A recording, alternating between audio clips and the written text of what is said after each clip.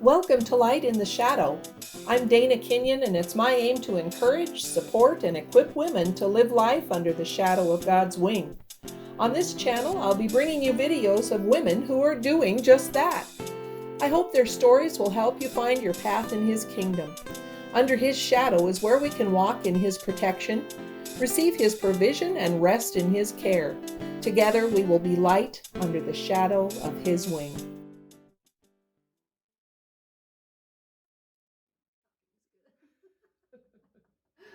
All right.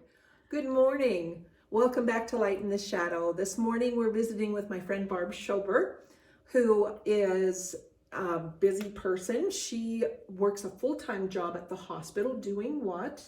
I work in I do sleep studies. Sleep studies. Yeah. Okay. You watch people sleep. Sometimes I just wish that I could sleep. You're not alone.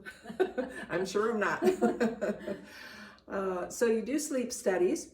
You also live on a little farm, right? Correct. And so you have what on your farm? Oh, we have a menagerie of goats, and that's kind of my thing. We have some chickens. We have a few miniature cows, and dogs and cats and the whole works. The whole works. Yeah. You walked into my house today, and I had 2 dogs, and I was worried about that. But sounds like that's probably not a big deal for you. No. Okay. You also used to have bees, but we'll talk about that a little bit more later. But you have all of these animals, and I have seen pictures of your goats, by the way, and they're adorable. Love them. Don't have room for them myself, but I love them. They're so cute. You are also the owner-operator of the Bakerin. And what is the Bakerin? I mainly make decorated sugar cookies. Okay. So for people's events and parties, and just to eat just for fun. Yeah. Whatever special events come along, and whatever people want. Barb made cookies for me when I launched Under the Shadow, and they were awesome. But I've seen pictures of the cookies that you make, and they're absolutely beautiful. So we're going to show some pictures of those later on too. So, all right. Well, if you haven't noticed, Barb has a little bit of an accent. And there's a good reason for that. Tell us about your accent. Well, I grew up in Switzerland. I lived in Switzerland until I was 24. Okay. So your family what was your family like? I'm the youngest of 5 siblings, and I grew up in a tiny little town in Switzerland. Eating cheese and chocolate. Oh, well, sorry, I was just having a moment. Yeah. So yeah. In the church? Were you raised in the church? I was. Okay. Yeah. My dad was a lay pastor in a small church, and that's always what we did. Okay. We went to church. So you were raised in a faith-based family. I love that. That's cool. In fact, when you got a little older, you attended a training school for workers of children and youth called YWAM, Youth with a Mission. Correct. And while you were there, something exciting happened. Well, I met this curly-haired, loud American young man, and and the rest is history. That, yeah. The rest is history. It took a little bit of convincing on his part that, I gave him the time of the day. And but he eventually did, and we have been married for over 28 years. Very good. Nice. I love it. So you had a little bit of a long distance relationship for a bit. Yes, for about 6 months. Okay. Yeah. He came back to the United States, and then he moved back to Switzerland, where you were married. Correct. And lived for how long? How long did you live? We lived in Switzerland for almost a year before we moved. Okay. And had a baby? No. No babies. No. All right, let's back up a little bit then. Because we have some other stuff to cover. So you were telling me earlier when we were chatting that your friends tend to call you an empath. Why do you think they do that? I think I try to look behind the obvious too much. Oh. I was raised in an environment where my parents instilled that view of just kind of the heart for maybe the lesser and for the weak. Okay. So that was definitely something that was instilled in me just by their example. And then later on in life, I saw a lot of hurting people. Yes. And I saw in my own life that when you're younger, you think maybe your life is going to turn out a certain way, or it's gonna go this way. And I found that life is not linear. It is a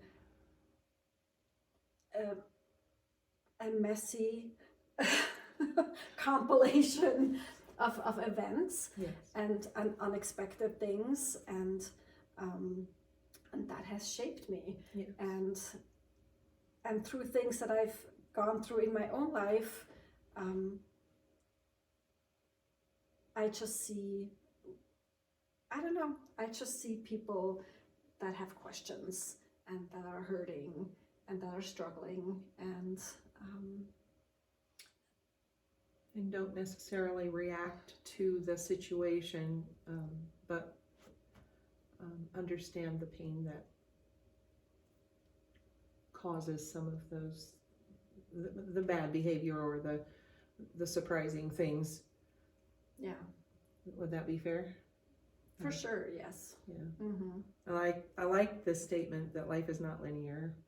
It doesn't go like this. It goes like this.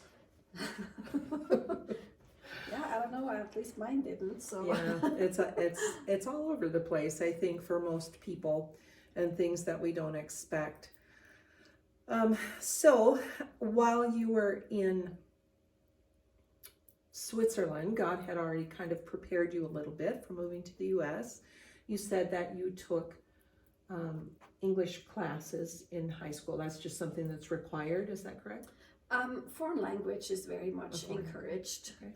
English was not mandatory, but of course that was something that that's a good thing to know. Sure. Especially when you live in a tiny little country like Switzerland, and not everybody speaks your language. So foreign language is just a natural thing to do. Okay. And so I had some basic communication skills. Okay. In English. So and the interesting thing too is that as far as like preparation for moving overseas, my name actually means stranger, foreigner. Which name? Barb? Barbara. Barbara means Yep. foreigner? Yep, stranger. Did not know that. And growing up, I always felt like that was right. Huh. I had no idea why, but it felt,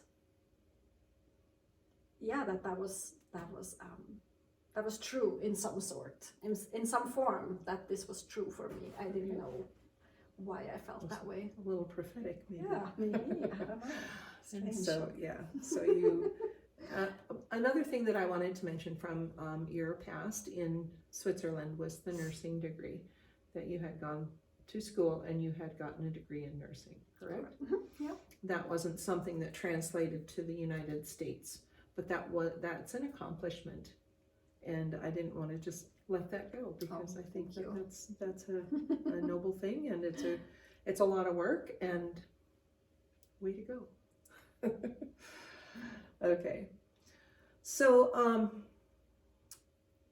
while you were in Switzerland, you told me about a physical ailment that caused some problems. What was that? I was diagnosed with a brain tumor when I was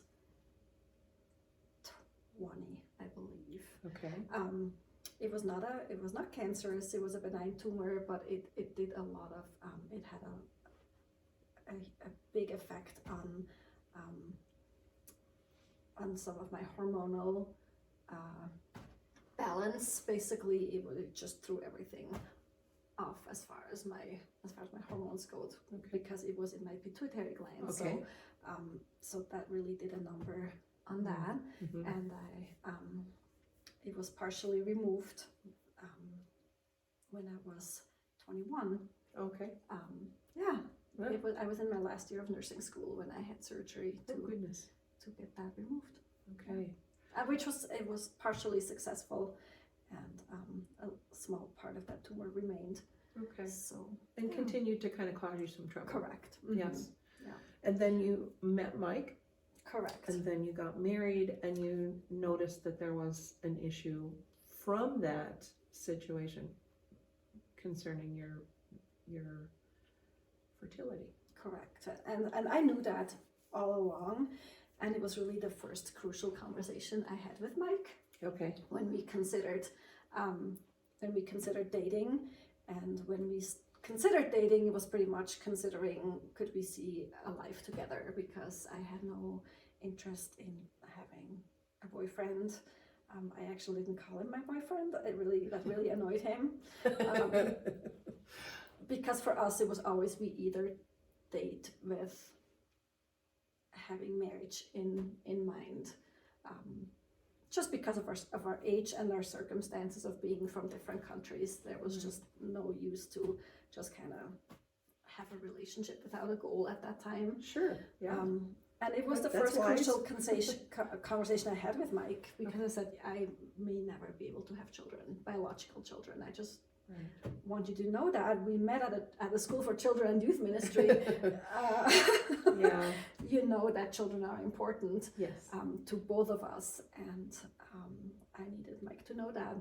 Okay. That was not a given at all. Okay.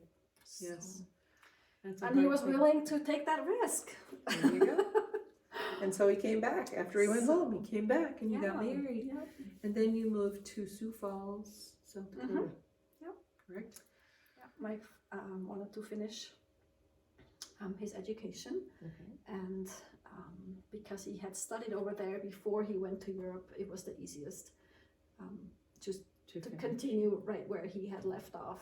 Sure. With the admission process, that was just all very simple that way, to do it from overseas.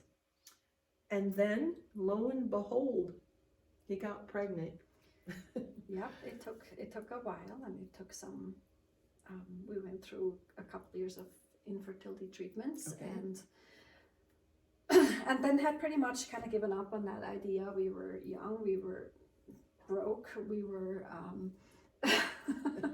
Fertility treatments are very expensive, and we decided we could not continue with that. So we had just decided to just lay that all down and just kind of let go of that desire and see what God had for us, and trust Him. Not that we didn't trust Him before, but it was like, okay, we're at the end of what we can do, and we laid that down, and we started looking into adoption at that time. And then a few months later, I found out I was pregnant. You said something happened because of that pregnancy. You said that you were healed then of the effects of the tumor. Correct. All of that went away. Yeah. I had to go off my medication when I got pregnant, and after we had our first baby, little boy, and after I was done nursing, I could go back and recheck all my hormone levels, and they were all normal. They were all normal. For the first time in many, many years. And so He blessed you not just with a baby, but also just with the health and taking away all of that stuff. That's pretty awesome. miraculous. Yes. Yeah. God's good. He's so good. So let's see here. Then you had another child, a daughter. Yes. And so now you've got 2 kiddos, and then you get pregnant a 3rd time. Am I saying this correctly? And you move then from Sioux Falls to Gillette. Yes, I was. Yes, it was in my early pregnancy that we moved to Gillette. We had the first grandchildren in the family, so that was so the grandparents were quite eager to have us a little closer, and yeah, and God just opened those doors, and I think He more so opened my heart because I never wanted to move to Gillette. I had told Mike that I would move anywhere, but I would not move to Gillette, and at that time it just seemed right, and I was at peace with that, and it was good. Okay. So we made the move to Gillette. I want to back up again because you told me about moving from Switzerland to the United States, and what an experience that was. Now, I've moved several times in my life, and I have left churches and positions and friends and family and moved to a completely different town, and it was hard for me. But listening to you, having moved from Switzerland to the United States, I didn't experience anything. Tell us some of the struggles that you had in moving to a new country. The first year was very, very hard. It was hard leaving. That was hard. I felt like, I just felt like I was, it was not just a feeling, it was really true. I was giving up everything. Yes. Everything I knew. Yep. Everything familiar. My family, my friends, my job, just everything. Your language. My language, my everything.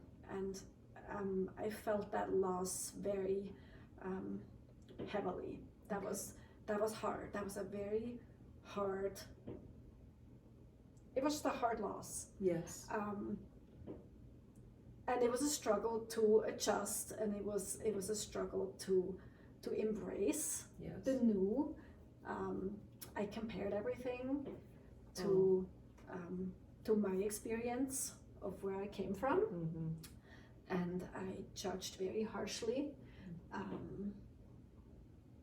And it was just very hard. I mean, I couldn't even get a driver's license. So because you couldn't understand. That was the very language. no. It was just more a formality thing. I got a learner's permit again, so that was very humbling. And Mike could tell you that story in great detail. I was furious and livid and crying my eyes out. I was like, I'm going home. I cannot even get a driver's license. You told me some more basic things even as well as we were chatting. You were telling about going into the grocery store and not even knowing what to look for to buy sugar because everything looks completely different here than it does there. So you walk into the grocery store and you're like, I need sugar. What does that look like? Yeah, somebody help me here. Yeah. So that's why are difficult. there 20 different kinds of pickles, you know? Yeah. Well, I can tell you because I'm a pickle connoisseur. So it was just very humbling, and I was very proud.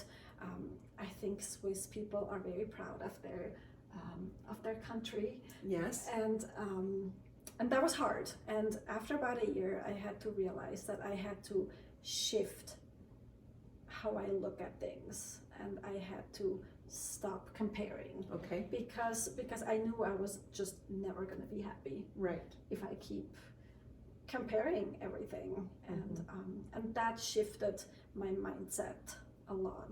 And plus, we started making friends, and we found a wonderful church, and things started to feel a bit more like, more like home, and maybe this is going to be okay. And so it was a hard and a very humbling transition. Yes. One of those experiences that you never would have dreamed of when you were a little girl, No. shaping you into the person that you are now. No, that was living in a different country was not on my life plan at all. Yeah. Okay. So, pregnancy number 3, and you moved to Gillette. So tell us about that experience, this third child.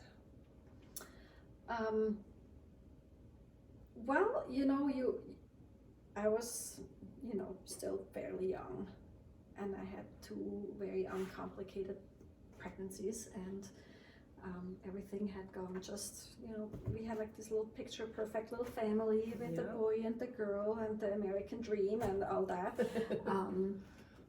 And then my 3rd pregnancy had some complications, and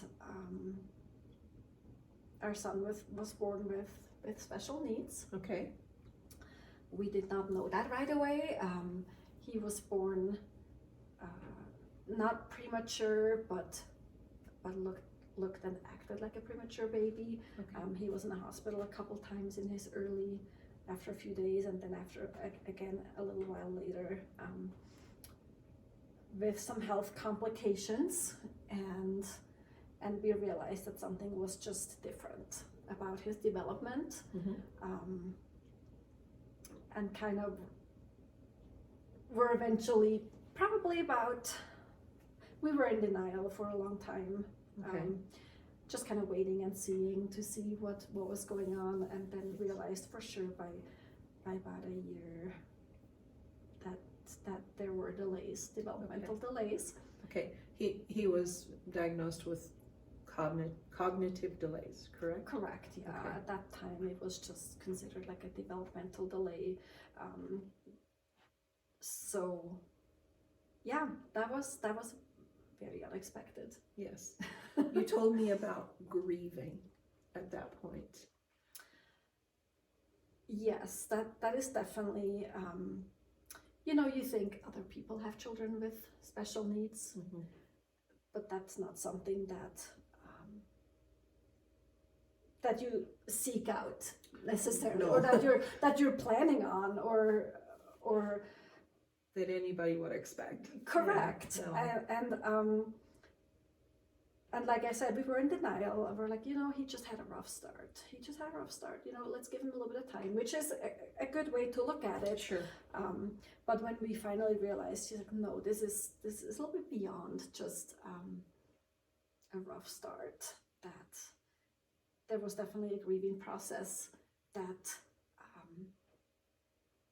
comes and goes still, for just to realize that all of a sudden, like our life path is just kind of different. Oh, yes. And we have entered Absolutely. a whole new world Yes. of disabilities that I had no idea what that would entail. Right. And I think the grieving process for me, there was a little bit of that, but I think more so the grieving process for my son, knowing that life was gonna have some really hard struggles. Yes. And things were just not gonna go linear for him either. Right. And his life was just going to be different. That's Yes. not worse or better. It was just going to be different, and he was going to have opportunities that were not going to be within his reach. Yes. And I think that grieving process involved more him. For him than you. Correct. Yeah. After we loved him, and we still do. Yes, absolutely. And it was not really a big deal, as far as we didn't make it a big deal in our family. Okay. It was that's just how it was. That's how he was. We embraced that. Yes. But there was always a little bit of an element of grief for him. Yes.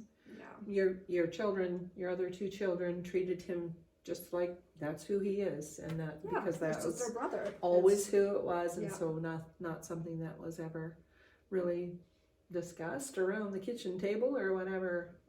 So they just grew up, and that was their brother. Yeah. And so and I love that. That's a cool thing. It's not something that, and I think that that's typical of families with special needs children. That's how they're born. That's just who they are. Yeah, because it's your child first. Yes, so it's absolutely. that's Absolutely. Just So he's just how it is. bopping along with life. But things were pretty rough at times. Yes, there definitely were challenges with some behaviors and language and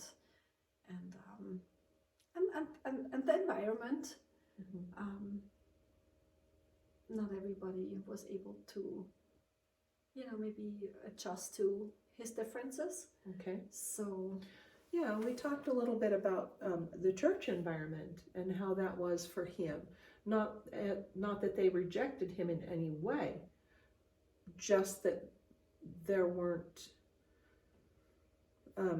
steps taken to meet his special needs. correct. Maybe the sense of, oh well, maybe we need to change our rules a little bit for this little boy, or some of those things. That didn't happen. That didn't happen at that time. So kind of a little frustrating, I think. It would have been for me. So just some kind of social kind of challenges then as he grew and got a little bit older. Then you had another child. Yes, we had another little boy, and that was very scary. It was very unsettling. Just the fear. I think there was fear that maybe this scenario with a special needs child would repeat itself. Right. Not that we, that had nothing to do with us loving our special needs kiddo. But again, it's not something that you normally would go like, hey, that was fun. Let's do that Let's again. do that again. Okay. True. So that was hard. That was definitely, we were nervous, but everything turned out just great. Yeah. We had a little boy who was just full of life and full of mischievous energy and naughtiness. And so it was all good. And yet what you told me was that he brought peace to the family. Definitely. That brought that peace. Yes, it just, I think it healed a lot in my heart. Okay. Just to have, again, this, for lack of other words, like normal childhood experience. Sure. Without the added worries and the concerns, long-term concerns. Yeah. So yeah, it was a very healing experience to have that fourth kiddo. Yeah. Okay, well, you told me that's not something that you do on purpose, is think, well, hey, let's have another special needs child. And yeah, that's just what you did then. You told me about when you were a child, having a special place in your heart for children in China. You want to tell us a little bit about that? Yeah, and I don't remember when that awareness came, to be honest. I just knew I heard about the reality and the consequence of the one-child policy in China, and of a culture that favored boys over girls. Yeah. For many different reasons, and for very many good reasons, just based on their culture. I didn't know all those details then, that I do now, but I just knew that girls were discarded. Yes. And that really hurt. That really bothered me. I had a good friend. She was quite a bit older than I was, and she was a little bit of my mentor, and she was convinced that her and we should go be missionaries in China. Okay.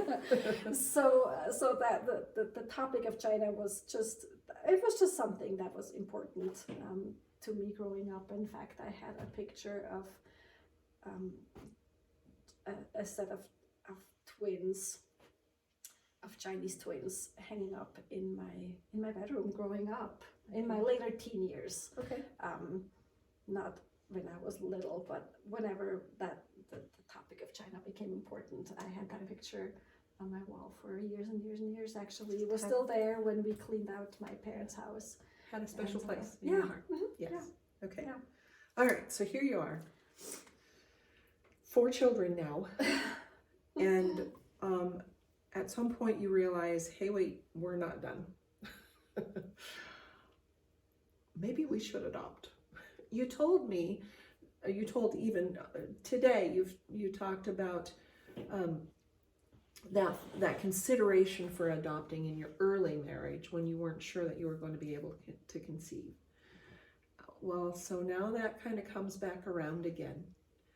So tell us about that experience.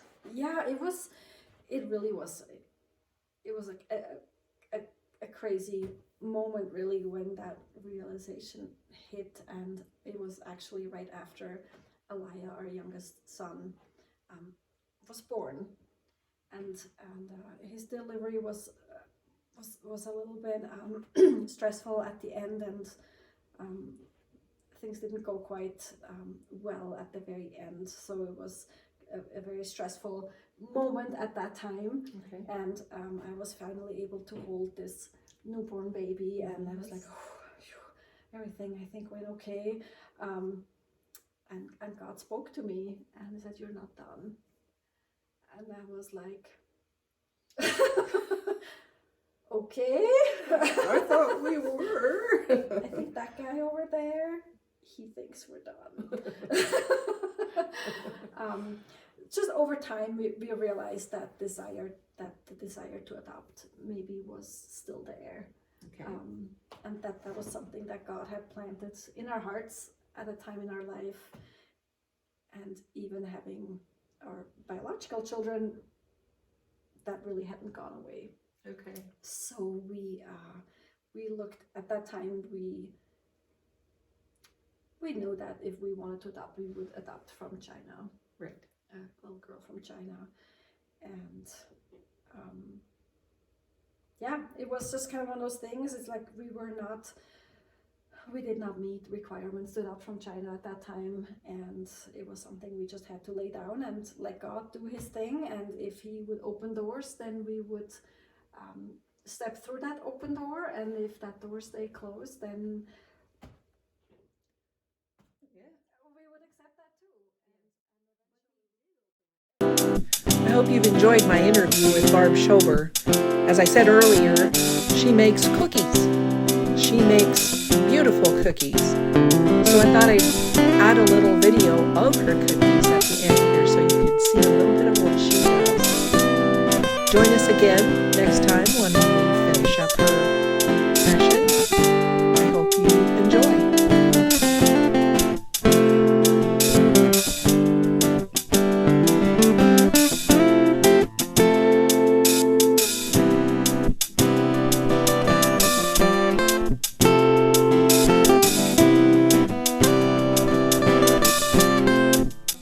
Watching today's episode of Light in the Shadow. Be sure to subscribe to this channel so that you can watch future videos. God bless.